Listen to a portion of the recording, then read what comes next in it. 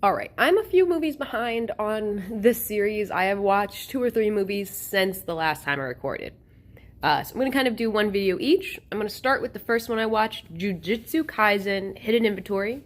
It's an anime movie. My little brother loves Jujutsu Kaisen, and I'm like, yeah, you know what? I get anime. I've watched anime. I'm going to go into this movie entirely blind so I could watch it with him, and it was fun. It was great, actually. I will say, if you've seen Jujutsu Kaisen, this anime movie is actually the first 4 or 5 episodes of season 2 put together, which in and of itself is like a prequel to the main show. This is all just kind of what I got from my little brother before we watched the movie. It's about the most context I got. I haven't told this little brother of mine yet, but I would like to actually watch the show either with him or on my own. It's a decent show. I just find it really hard to start things when people are like, oh my god, you'd love it. I'm like, you told me I'd love it, so now I'm gonna hate it just on principle. But I did not hate it. I really liked it. I have no concept of how to explain this. I've not fully grasped the concept of the show entirely, but what I do know is they had one overpowered character and his little buddy. They were best friends. By the end of the story, the best friend has switched sides, so to speak. They're now basically enemies, which is always one of my favorite things, and how we got to that point made a lot of sense, and how they did it worked really well.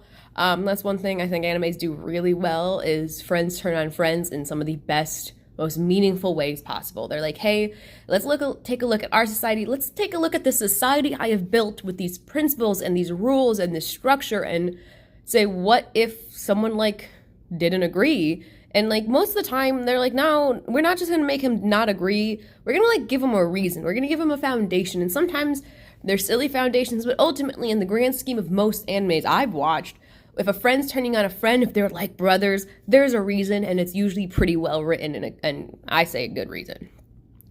The other thing, I think the thing I'm going to say the most about this movie, as someone who's not watched the actual show and can't really say too much on the show, I really loved how the main guy was super overpowered. He has the white hair, he wears a blindfold in the rest of the show. Great thing. I love overpowered characters, but how they do his stuff is so good. They're like, he's overpowered, here's how we're going to do it, and it's amazing. It is one of the best ways I have seen to do it. It's all kinds of classical music and freeze. It's gorgeous. It's math-based. It's epic. I love that.